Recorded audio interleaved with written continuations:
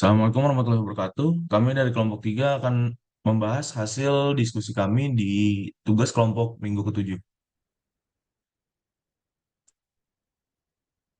Berikut merupakan anggota kelompok kami ada Gifran Mahi, Muhammad Cesar, Muhammad Abi Yosira, Muhammad Yaki, dan Muhammad Rafi.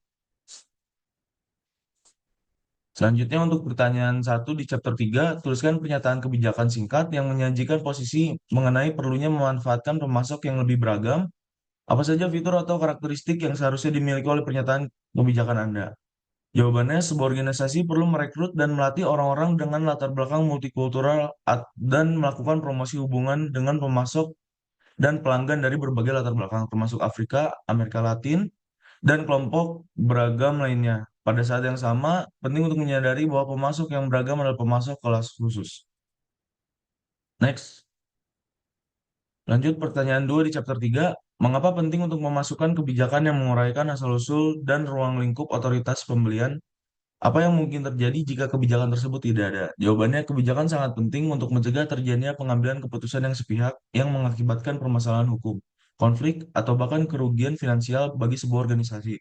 Apabila tidak terdapat kebijakan yang jelas, akan terdapat resiko seperti staf atau pihak lain yang akan melampaui sebuah wewenang sehingga dapat memicu terjadi sebuah masalah atau konflik pada sebuah organisasi.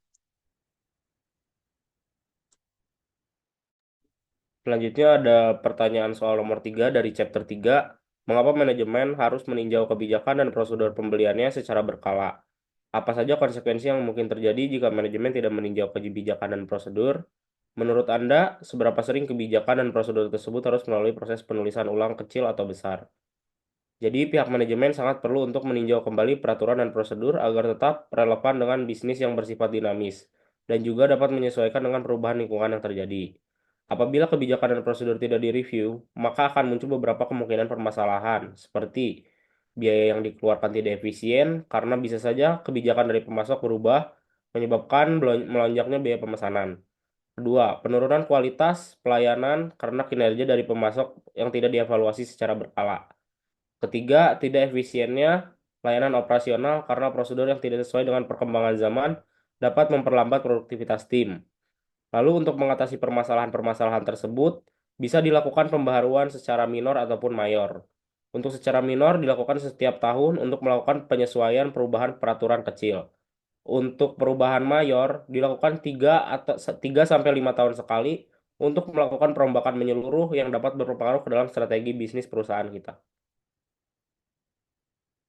Selanjutnya ada soal nomor 4 di chapter 3. Apa saja manfaat yang terkait dengan manual kebijakan dan prosedur yang komprehensif? Apakah ada kerugian dari manual yang terlalu komprehensif? Jadi manfaat dari kebijakan dan prosedur yang komprehensif itu yang pertama ada kebijakan dan prosedur manual dapat membuat semua staf mematuhi kebijakan dan prosedur dengan konsisten yang dapat meningkatkan efisiensi kerja dan mengurangi resiko pelanggaran. Yang kedua, komprehensif manual dapat membantu panduan dengan terperinci yang dapat dengan mudah diakses oleh seluruh karyawan.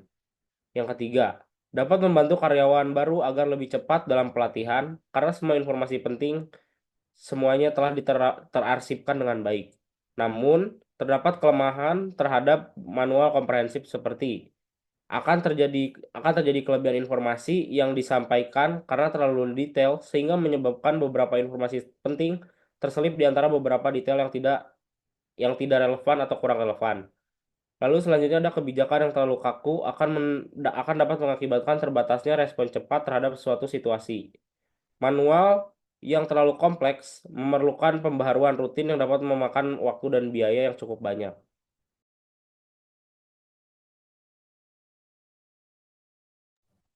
Oke, selanjutnya akan jawab pertanyaan dari chapter 4 nomor 1. Pertanyaannya jenis-jenis integrasi yang harus diterapkan dalam manajemen supply, yaitu ada pertama ada integrasi internal.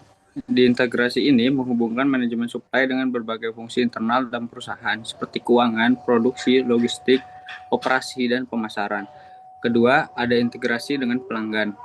Di integrasi ini menghubungkan manajemen supply bekerja sama dengan pelanggan untuk memahami kebutuhan mereka dan merespon perubahan permintaan. Selanjutnya yang terakhir ada integrasi eksternal dan dengan pemasok. Di integrasi ini menghubungkan kolaborasi erat dengan pemasok utama perusahaan dan mencakup berbagai informasi, pengembangan produk bersama, dan kolaborasi dalam perencanaan permintaan serta manajemen inventory. Next. Selanjutnya nomor 2 dari chapter 4. Pertanyaannya, jenis informasi dan data yang dibagikan oleh manajemen supply. Nah, di sini ada dalam rencana penjualan dan operasi, manajemen supply berbagi informasi terkait permintaan dan kebutuhan bahan baku dengan tim produksi. Dengan pemasok eksternal, informasi yang dibagikan mencakup data prediksi permintaan, jadwal produksi, harga bahan, dan pengembangan produk baru. Berbagai data ini memungkinkan adanya keselaraan yang lebih baik dalam rantai pasok dan membantu mencegah gangguan operasional yang tidak diinginkan. Oke, selanjutnya untuk nomor 3 chapter 4, apa saja hambatan untuk integrasi, bagaimana cara mengatasinya? Hambatan integrasi dalam manajemen rantai pasok seringkali mencakup resistensi internal terhadap perubahan, konflik atas alokasi sumber daya, kurangnya keterampilan atau pengetahuan, dan prioritas yang berbeda di antara departemen. Untuk mengatasi hambatan ini, mereka merekomendasikan strategi seperti keterlibatan langsung dari personel kunci, pemberian insentif kolaborasi, dan bantuan langsung ketika diperlukan. Perusahaan juga dapat menetapkan komunikasi yang jelas dan menyesuaikan KPI agar mencerminkan prioritas bisnis saat ini. Manajemen hubungan yang terstruktur dan pelatihan rutin membantu menjaga keselarasan antara tujuan pemasok dan pembeli. Lalu selanjutnya chapter 4, nomor 4, penelitian dengan tim pengadaan lintas fungsional mengungkapkan bahwa tim yang menyertakan pemasok sebagai peserta tim yang aktif melakukan upaya yang lebih besar secara rata-rata daripada yang tidak menyertakan pemasok. Bahas mengapa keterlibatan eksternal dapat berdampak positif terhadap upaya tim. Eh, Dampak positifnya yaitu pemasok dalam tim sumber daya lintas fungsi dapat meningkatkan kinerja tim dengan meningkatkan upaya dan kolaborasi. Pemasok membawa wawasan unik, terutama dalam hal pengurangan biaya, peningkatan kualitas, dan inovasi proses, yang sering kali terlewatkan oleh tim internal saja.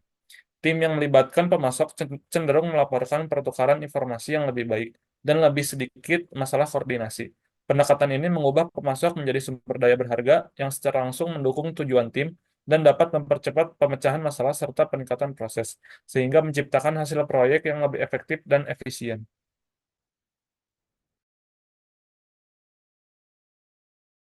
Selanjutnya, chapter 4, nomor 5. Mengapa penetapan tujuan sangat penting bagi keberhasilan proses tim pengadaan? Apa peran pemimpin tim ketika menetapkan tujuan tim?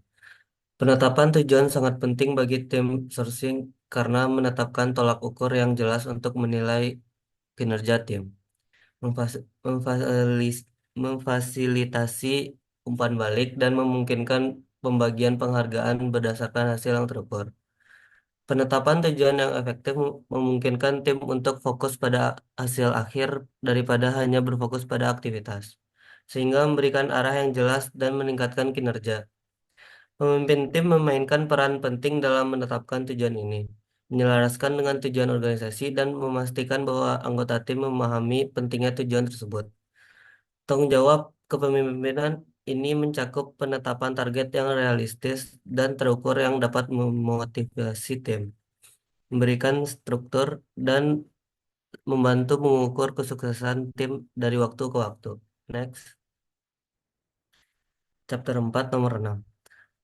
Hanya sedikit individu yang memiliki kualifikasi, pengalaman, dan pelatihan yang diperlukan untuk segera mengambil posisi kepemimpinan tim sourcing yang menuntut. Apakah Anda setuju atau tidak setuju dengan pernyataan ini? Mengapa?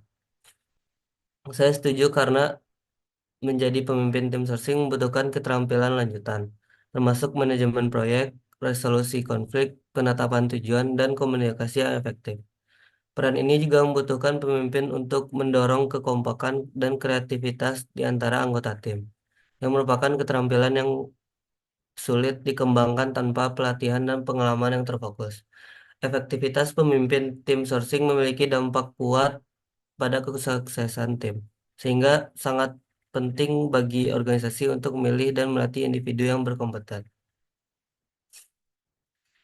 Sekian presentasi dari kami. Mohon maaf apabila ada kesalahan. Terima kasih atas perhatiannya. Assalamualaikum warahmatullahi wabarakatuh.